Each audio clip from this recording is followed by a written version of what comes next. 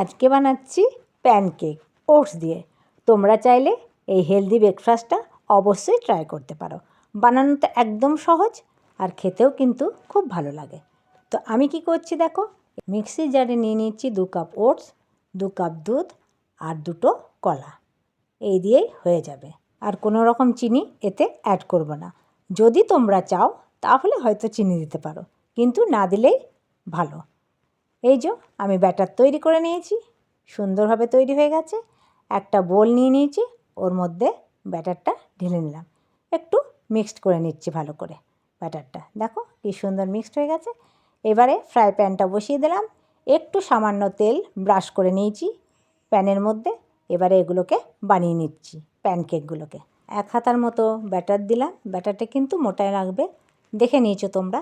এবারে আঁচটাকে কম করে দিলাম, নিয়ে চাপা দিয়ে দিয়েছিলাম। তারপরে চাপা খুলে ওই পিঠটা উল্টে দিলাম, আবার কিছুক্ষণ চাপা দিয়ে দেবো।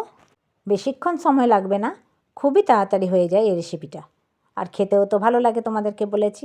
এইভাবেই আমি সবগুলো বানিয়ে নেব।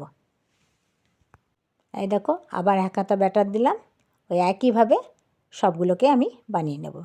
আবার চাপা দিয়ে দিচ্ছি, বেশিক্ষণ সময় লাগবে না, ওই 1 মিনিট করে সময় লাগছে। এই দেখো এই পাশটা উল্টে দিলাম, আবার একটু চাপা দিয়ে দেবো।